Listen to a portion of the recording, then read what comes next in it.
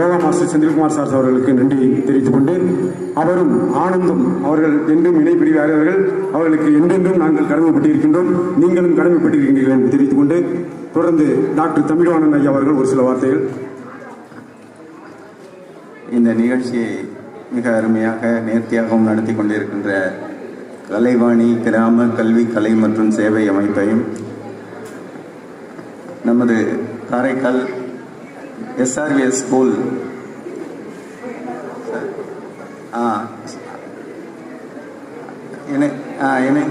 அந்த மையத்தின் இறை ஒளி யோகாசன பயிற்சி மையம் பேரளம் அவர்கள் சேர்ந்து அவர்களின் யோகா மாஸ்டர் ஆனந்த் அவர்களும் இந்த நிகழ்ச்சியை மிக அருமையாக நடத்தி கொண்டிருக்கிறார்கள். அதற்கு உற்ற துணையாக கலைமாமணி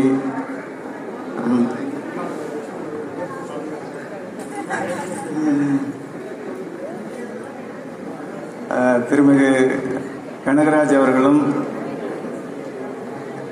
முன்னாள் இராணுவ அதிகாரி ஐயா தீராசாமி அவர்களும், ஹெட்மாஸ்டர் பன்னீர்செல்வம் அவர்களும், கலைமாமணி ஐயா சாத்விகம் அவர்களும் இங்கே சிறப்பாக இந்த நிகழ்ச்சியை நடத்தி கொண்டிருக்கிறார்கள். அவர்களுக்கு எனது மனமார்ந்த நன்றியையும் பாராட்டுகளையும் தெரிவித்துக் கொள்கிறேன். இங்கே நீங்கள்லாம் வந்து இந்த நிகழ்ச்சியில் ரொம்ப அருமையாக கலந்துக்கிட்டு ஏதாவது பண்ணிகிட்டு இருக்கீங்க. இந்த யோகாவோட ஒரு சில இதை மட்டும் நான் சொல்லிட்டு இந்த நிகழ்ச்சி வந்து சீக்கிரம் முடிக்கணும். ஏன்னா அடுத்த நிகழ்ச்சி ரெடியாக இருக்காங்க, அதனால நம்ம சீக்கிரம் முடிச்சாகணும்.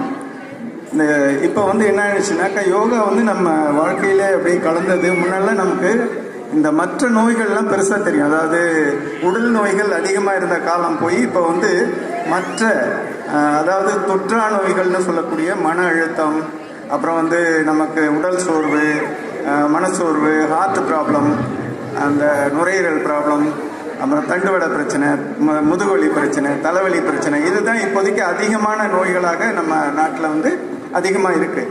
அந்த தொற்று நோய்களை ஓரளவு நம்ம ஒழிச்சிட்டோம். முன்னாடி சிரங்கு, புண்ணு, காயம் இதெல்லாம் வந்து குறைஞ்சிச்சு.